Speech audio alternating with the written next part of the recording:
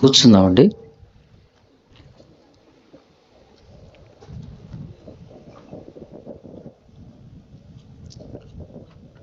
కొద్ది నిమిషాలు నేను మీతో మాట్లాడాలని ఆశించినటువంటి మాట, విశ్వాసములో బలహీనుడువా లేదు బలవంతుడువా అనేటువంటి ఈ మాటను పురస్కరించుకొని కొన్ని మాటలు నేను మీతో మాట్లాడాలని ఆశపడుతూ ఉన్నాను.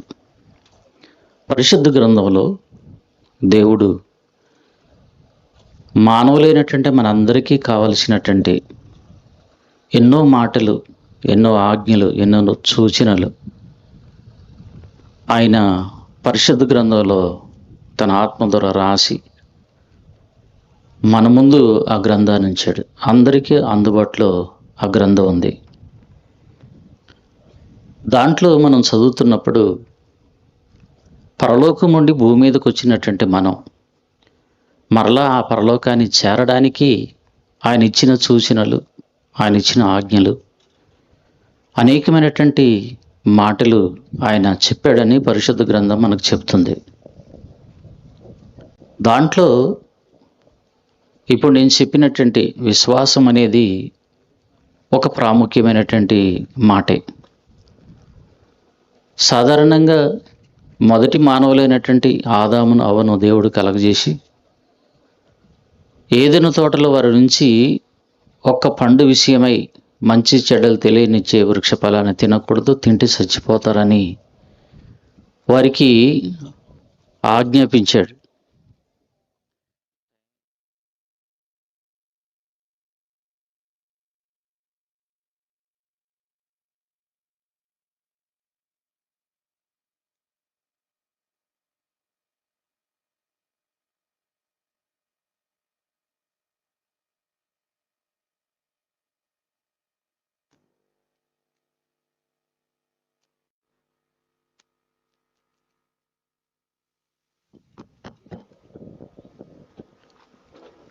ఏదైనా తోటలో వారిని ఉంచినప్పుడు మంచి చెడ్డల తెలియనిచ్చే వృక్ష ఫలాన్ని మీరు తినకూడదు, తింటే చచ్చిపోతారని దేవుడు వారికి ఆజ్ఞాపించాడు.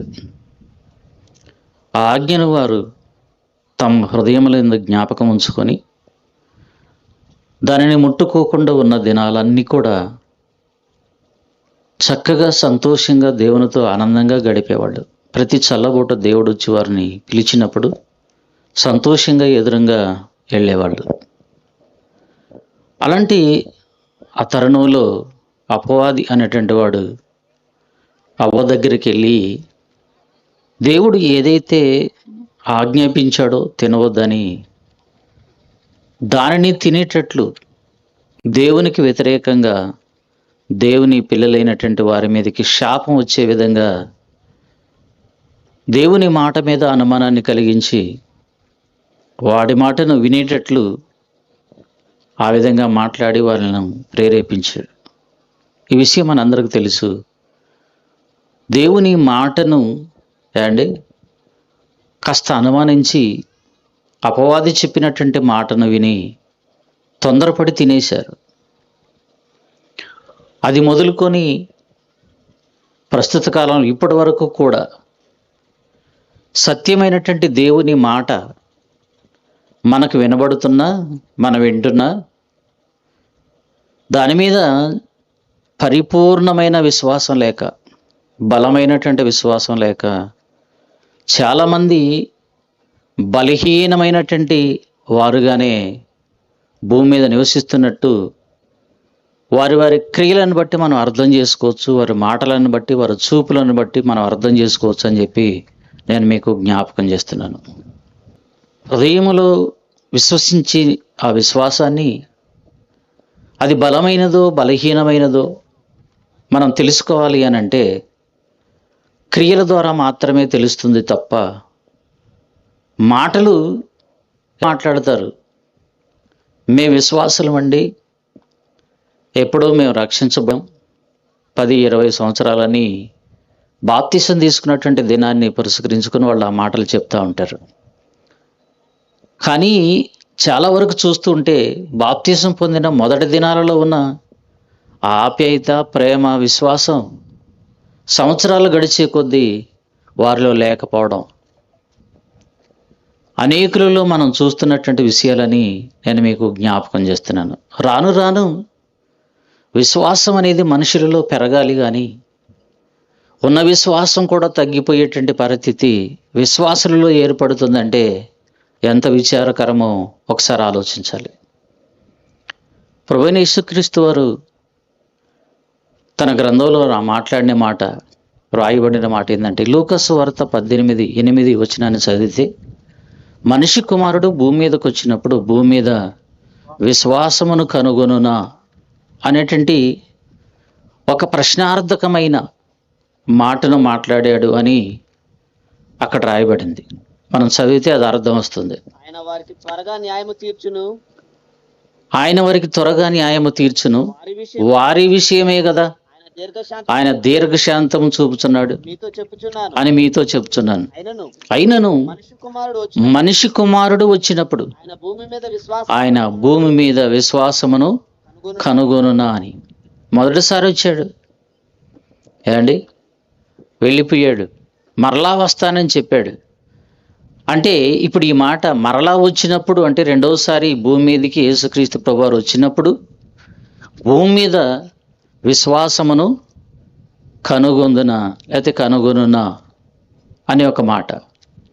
ఇది ప్రశ్నార్థకమైన మాటగా ఉంది. దీనికి జవాబు చెప్పవలసింది ఈరోజు విశ్వాసులమైనటువంటి మనమే. ఒకవేళ బలమైనటువంటి విశ్వాసం, మంచి విశ్వాసం అనుకుంటే నీకు డౌట్ రావాల్సిన అవసరం ఏం లేదయ్యా, నాలో పరిపూర్ణమైన విశ్వాసం ఉంది చూడు అని చూపించగలరు, అది సమాధానం. లేదు అనుకో, లేనప్పుడు ఏం చూపిస్తారు? ఏమో ఆయన చూడను కూడా లేడు. కాబట్టి యేసుక్రీస్తు ప్రభువారు భూమి మీదకి వచ్చినప్పుడు మనుషులలో విశ్వాసాన్ని చూడాలి అని అనుకుంటున్నప్పుడు ఆ విశ్వాసం ఈరోజు విశ్వాసులుగా ఉన్నటువంటి వారికి ఉందా? ఆయన చూసి బల నమ్మకమైనటువంటి మంచి దాసురాలని చెప్పుకొని ఏమండి ఆ వరుస క్రమంలో ఆ గుంపులో మనం నిలబడగలమా? అలాంటి విశ్వాసం, ధైర్యం ఈరోజు విశ్వాసులైనటువంటి మనందరికీ ఉందా? ఒకసారి ప్రశ్న వేసుకోవాల్సినటువంటి అవసరం ఎంతైనా ఉందని నేను మీకు జ్ఞాపకం చేస్తున్నాను. చాలామంది మేము నమ్ముకున్నామంటే మేము నమ్ముకున్నాం, మేము విశ్వసించామంటే మేము విశ్వసించామని ఒకరికొకరు పోటీలు పడి చెప్తారు ఈ మాట. కానీ దేవుని వాక్యం చెప్పినట్టుగా మీరు విశ్వాసము గలవారా ఉన్నారో లేదో మిమ్మల్ని మీరే పరీక్షించుకోండి. మీరు భ్రష్టులు కాని ఎడల యేసుక్రీస్తు మీలో ఉన్నాడని మీకు తెలియదా అనే మాట పరిశుద్ధ గ్రంథంలో రాశాడు. అంటే మనలో విశ్వాసం ఉందో లేదో అని ఏం చేయాలంట? చూసుకోవాలంట, పరీక్ష చేసుకోవాలంట. మనమేం విశ్వాసులు అనుకుంటున్నాం, మాలో విశ్వాసం ఉంది అని అనుకుంటున్నాం. ఏమండి ఆయన ఏమంటున్నాడంటే ఒకసారి పరీక్ష చేసుకో, నీలో ఉన్నటువంటి విశ్వాసము ఏమండి అది బలహీనమైనదా బలమైనదా? దాన్ని బట్టి దేవుడు చూసి సంతోషిస్తాడా, చీ అంటాడా? అనకముందే, ఆ పరిస్థితి రాకముందే, మన ప్రాణం మన ఒంట్లో ఉన్నప్పుడే మనలో ఉన్నటువంటి విశ్వాసాన్ని కాస్త మనం పరీక్ష చేసుకుంటే, ఒకవేళ బలహీనమైంది అనుకో, బలపరుచుకోవడానికి వీలుంది, సమయం ఉంది. సమయం అంతా మించిపోయిన తర్వాత ఆయన రెండవసారి తీర్పు తీర్చడానికి వచ్చినప్పుడు ఆ విశ్వాసం మనలో కనపడకపోతే, ఇన్ని రోజులు ప్రార్థన చేసినా, వాక్యం విన్నా, ఇలాంటి సభల్లో ఎన్ని మాటలు విన్నా ప్రయోజనం ఏముంది చెప్పండి? అందుకని ప్రతి ఒక్కరూ తమలో ఉన్నటువంటి విశ్వాసాన్ని కాస్త పరీక్ష చేసుకోవాల్సిన అవసరం ఎంతైనా ఉందని, ఇవన్నీ మీకు కావాలని మీ పరలోకపు తండ్రికి తెలియను. కాబట్టి మీరు ఆయన రాజ్యమును నీతిని మొట్టమొదటిగా మీరు వెదకండి. బాగా ఆలోచించండి. అప్పుడు అవన్నీ అంటే ఇప్పుడు మనకు ముందు చెప్పినవన్నీ ఆయన ఇస్తాడని ఇక్కడ రాయబడింది. ఆయన ఇస్తాడు అన్న మాట మీద మనకు నమ్మకం ఉంటే మనం పైనున్న వాటిని వెతుకుతాం. అదే కదా అని అన్నాడు. మొట్టమొదటిగా మీరు పైనున్న వాటిని వెతకండి. ముందు చెప్పిన శరీర సంబంధమైన ఆహార పదార్థాలు కానీ, శరీరాన్ని కప్పుకోవటానికి ధరించుకోవాల్సినటువంటి వస్త్రాల గురించి కానీ మీరు చింతపడొద్దు. ఏమండి, వాటిని నేను ఇస్తాను అన్నట్టుగా చెబుతున్నాడు ఆయన. అవన్నీ మీకు కావాలని మీ పరలోకపు తండ్రికి తెలియను అంటే, మీ తండ్రినిగా నేను మీకు ఇస్తాను. నా పిల్లలుగా మీరు చేయవలసిన విషయం ఏంటంటే, మీరు పైన వాటిని వెతకండి అన్నాడు. పైనే ఉంది అని అంటే దేవుడున్నాడు. దేవుడు ఉన్న లోకం పరలోకం ఉంది. ఆ పరలోకంలో మనకు నివాసాలు ఏర్పాటు చేస్తున్నాడు. దాని మీద దృష్టి పెట్టండి. అంతేగాని భూమి మీద ఉన్న మీరు ఏమి తినాలి, ఏమి త్రాగాలి, ఏమి ధరించాలి అని ప్రతిరోజు తిండిని గురించి, వస్త్రాలను గురించి, ఉండే నివాసాల గురించి మీరు ఆలోచించటం వలన ఏమండి దేవుని మాటలను నిర్లక్ష్యం చేసిన వాళ్ళు అవుతున్నారు. దేవుని మీద మీకున్నటువంటి విశ్వాసం బలహీన పడిపోతుంది ఈ లోకంలో శరీరాన్ని గురించి ఆలోచించటం వలన. అందుకని దేవుడు అంటున్నాడు, ఇవన్నీ మీకు కావాలని నాకు తెలుసు అన్నాడంటే నేను ఇస్తాననే కదా దాని అర్థం. ఒక తండ్రి ఒక తల్లి ఏమండి బిడ్డలను కన్న తర్వాత వారికి ఆహారం కావాలని, వస్త్రాలు కావాలని, పుస్తకాలు కావాలని, ఫీజులు కట్టాలని బిడ్డలు అడిగితేనే వాళ్ళు అవన్నీ సమకూరుస్తారా? అడగకపోయినా వాళ్ళు ఇవన్నీ కావాలని ముందు ఏర్పాటు చేస్తారా? మీరు చెప్పండి తల్లిదండ్రులుగా.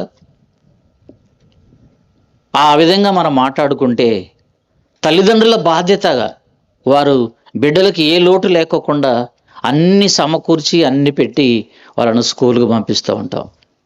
ఇది మనకు తెలిసిన పచ్చి నిజమైతే, పరలోకమందు ఉన్నటువంటి మన కన్న తండ్రి ఈ భూమి మీద ఉన్నటువంటి ఒక తల్లిదండ్రుల కంటే ఎంతో శ్రేష్ఠుడు, గొప్పవాడు, అన్నీ ఇవ్వగలిగినటువంటి వాడు, అన్నీ ఇవ్వడానికి సామర్థ్యం కలిగినటువంటి దేవుడు. ఒక మనిషిగా ఈ భూమి మీద ఒక తండ్రి ఇవ్వలేనివి, ఒక తల్లి ఇవ్వలేనివి దేవుడు ఇవ్వగలడు.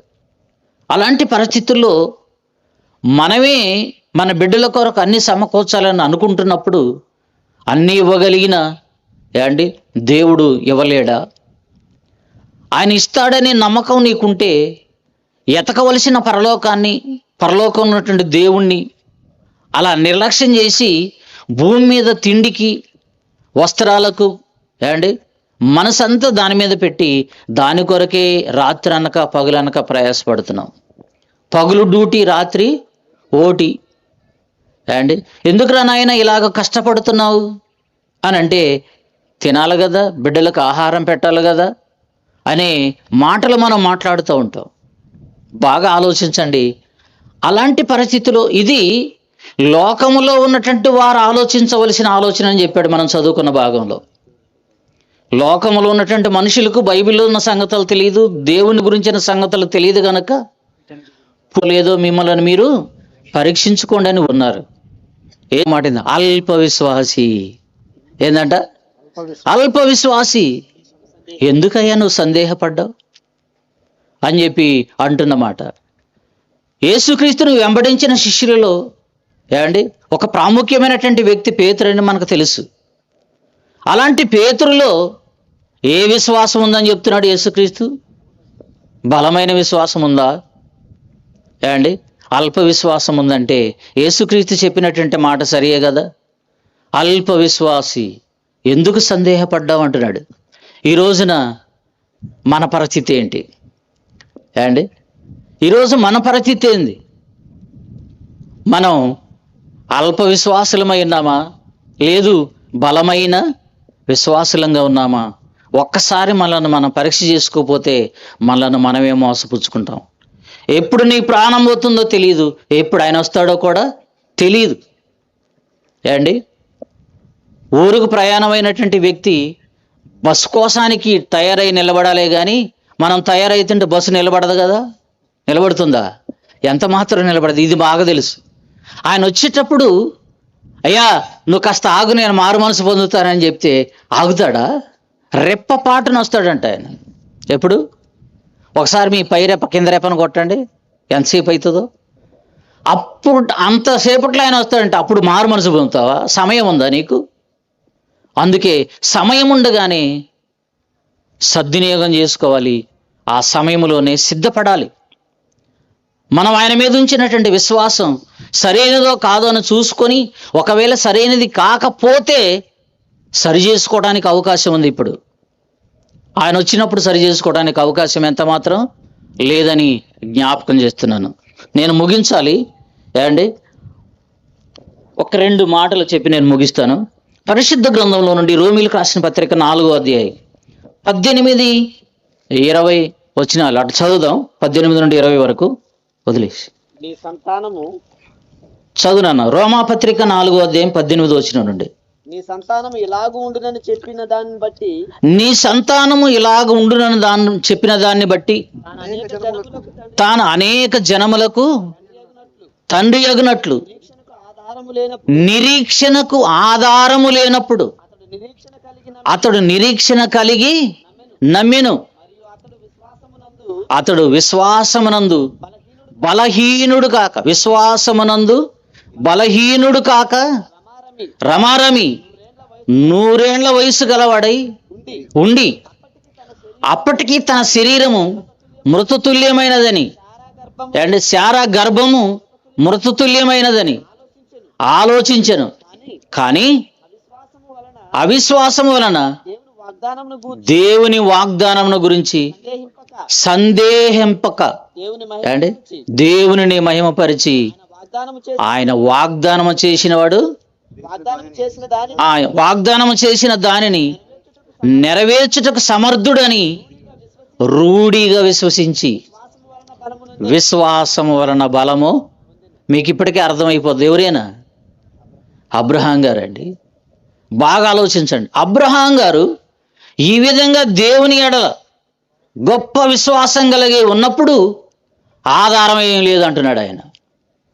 నిరీక్షించటానికి ఏమండి దేవుడు ఈ విధంగా సహాయపడతాడు, దేవుడు ఈ విధంగా సహాయం చేస్తాడు, నా బాధ్యత అంతా ఆయనదే అని ఆధారాలు లేనప్పుడు, మాటలు లేనప్పుడు, అసలు పరిశుద్ధ గ్రంథమే లేనప్పుడు, నిరీక్షణకు ఆధారం లేనప్పుడు దేవుని మీద ఆయనకు పరిపూర్ణమైనటువంటి నమ్మకం ఉంది అబ్రహాం గారికి.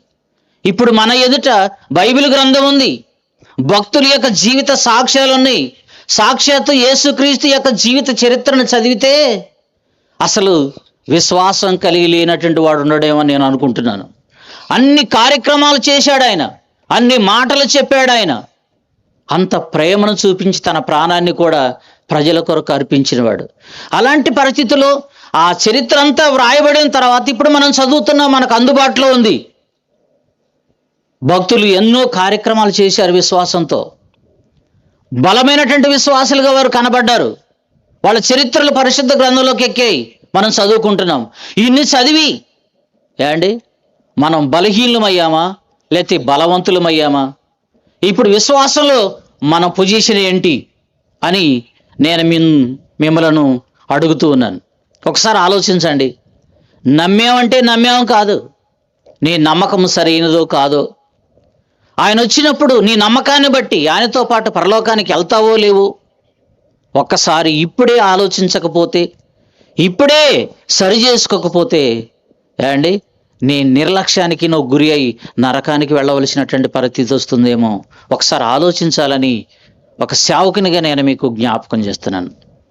ఏ అవిశ్వాసాన్ని అయితే మనుషులోనికి ఏమండి రప్పించి దయ్యం మనలను దేవుని మార్గంలో నుండి మళ్ళించిందో అదే దేవుని మీద విశ్వాసం కలిగి ఉన్న వాళ్ళు దేవుని రాజ్యానికి వెళ్తారు. అపవాది అనుమానాన్ని కలిగించాడు దేవుని మాట మీద. ఆ రోజు అదే బాటలో ఆదాము నుండి వచ్చినటువంటి సంతానం అంతా అదే బాటలో వెళుతున్నారు. అందుకే ఆయన అన్నాడు, ఏ భేదం లేదు, అందరూ తప్పు చేసినటువంటి వాళ్ళేనని. అలాంటి పరిస్థితుల్లో ఏమండి ఇప్పుడు యేసుక్రీస్తు అమూల్యమైన రక్తాన్ని కార్చిన తర్వాత చేసిన తప్పులు ఆ రక్తంలో కడిగి వేయబడ్డాయని గుర్తు తీసుకొని, ఇగో ఇప్పుడు ఆయన యందు విశ్వాసం ఉంచటం ద్వారా నేను ఆ రాజ్యానికి అనగా తండ్రి రాజ్యానికి, నా దేవుడు నా కొరకు ఏర్పాటు చేసినటువంటి పరలోక రాజ్యానికి నేను వెళతాను అనే నిరీక్షణ గట్టిగా నీలో కలగడానికి ఏమండి ఈ పరిశుద్ధ గ్రంథం మన ముందుంది. భక్తుల జీవిత చరిత్రలు మన ముందున్నాయి, మనం చదువుతున్నాం, వింటున్నాం. కానీ ఎంతవరకు విశ్వాసం కలిగి ఉన్నామనేది నేను మీకు జ్ఞాపకం చేస్తున్నాను. ఏమండి విశ్వాసం లేకుండా దేవునికి ఇష్టడై ఉండడం సాధ్యం కాదు, అసాధ్యం అన్నాడు. విశ్వాసం అనేది లేకోకుండా దేవునికి ఇష్టడై ఉండడం అసాధ్యం, సాధ్యం కాదన్నాడు. యేసుక్రీస్తు వచ్చినప్పుడు ఆయనకి ఇష్టమైన వారిని లేపుతాడని బైబిల్లో ఉంది కదా. ఆయనకి ఇష్టమైన అంటే ఇప్పుడు నువ్వు ఆయనకి ఇష్టంగా ఉండాలి కదా. ఉండాలంటే నీలో ఏముండాలి? ఇప్పుడే చెప్పాను నేను, విశ్వాసం లేకోకుండా ఆయనకి ఇష్టడై ఉండడం అసలు. అంటే నీలో విశ్వాసం ఉంటే ఆయనకి ఇష్టడుగా ఉంటావు. ఆయనకి ఇష్టడుగా ఉంటే నిన్ను ఆయన లేపుకొని తీసుకొని పోతాడు. ఆ విశ్వాసం ఎలా కలుగుతుంది అని జ్ఞాపకం చేసుకుంటే, వినుట వలన విశ్వాసము కలుగును, వినుట క్రీస్తుని గురించిన మాట వలన కలుగును. ముసలమ్మ ముచ్చట్లు, పేదరాళ్ళ పెద్దమ్మ కథలు వింటే కలగదు విశ్వాసం. ఒకసారి గుర్తు చేసుకోండి. యేసు క్రీస్తుని గురించిన మాట వలన మాత్రమే కలుగుతుంది తప్ప ఏండి లోక సంబంధమైన, రాజకీయ సంబంధమైన, శరీర సంబంధమైన ఏ మాటలు మాట్లాడుకున్నా విశ్వాసం అనేది కలగనే కలదు.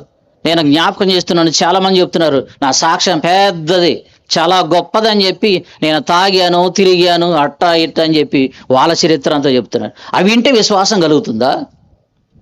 దేవుడు అట్ట చెప్పాడా? బాగా ఆలోచించండి. అలా అయితే యేసుక్రీస్తు శరీరధారిగా ఉన్నప్పుడు ఎన్ని అద్భుతాలు జరిగాయి. ఆయన చేసినటువంటి కార్యాలు ఒకవేళ తరిచి అన్నిటిని రాయాలంటే భూలోకం సరిపోదని యోహాను గారు అన్నాడు. అన్ని ప్రజలకు మేలులు చేసి అన్ని అద్భుతాలు చేసినటువంటి యేసుక్రీస్తును నిజంగా వారు నమ్మితే అసలు సిలువనేస్తారా? ఒకసారి ఆలోచించండి. యేసుక్రీస్తు చేసిన కార్యాలని నమ్మలేదు ఆయన ప్రజలు ఆ రోజు. అలాంటప్పుడు ఈ మనుషులు చెప్పే సాక్ష్యాలు విని దేవుని మీద పరిపూర్ణమైన విశ్వాసం కలుగుతుందని ఎలా అనుకుంటాం? కాబట్టి దానికంటే ముందు ముఖ్యంగా దేవుడు చెప్పిన మాట, వినుట వలన విశ్వాసము కలుగును అనంటే క్రీస్తుని గురించిన మాట వలన కలుగును. ఆ మాటలు చదవాలి, ఆ మాటలు వినాలి, ఆ మాటలు బోధించాలి, ఆ మాటల ద్వారానే ప్రజల్లో విశ్వాసాన్ని కలిగించాలి.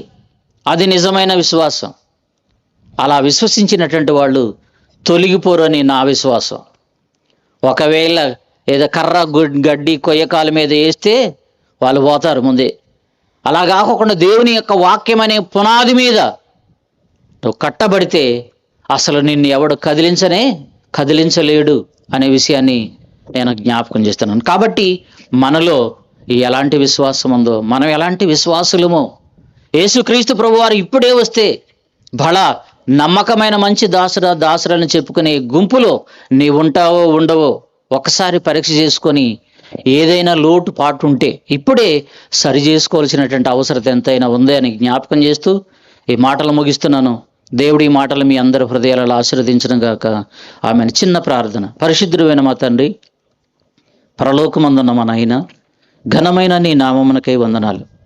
అయ్యా, ఏ విశ్వాసాన్ని అయితే నీ మీద మేము కోల్పోయామో అట్టి విశ్వాసం కలిగించడానికి నీ కుమారుడైన యేసుక్రీస్తుని భూమి మీదకు పంపించి ఎన్నో అద్భుతాలు, ఎన్నో మాటలు ఈ లోకంలో ఏ మనుషుడు మాట్లాడిన సంగతులు మాట్లాడింపజేసి గ్రంథంగా ముద్రించి మాకిచ్చారు. అయ్యా, వాటిని చదవడం ద్వారా, వాటిని వినడం ద్వారా మాలో గొప్ప విశ్వాసం కలగాలి, ఆ విశ్వాసం వృద్ధి చెందాలి. అలాంటి అవకాశాన్ని తండ్రి మీరు మాకిచ్చారు. మేము విన్నామునైనా మీ కృప చొప్పున అందరూ బలమైనటువంటి విశ్వాసులుగా ఒక అబ్రహామోలే అయ్యా, నిరీక్షణ లేనప్పుడు ఆయన నమ్మాడు. అన్ని ఆధారాలున్నాయి మా ముందు. ఇప్పుడు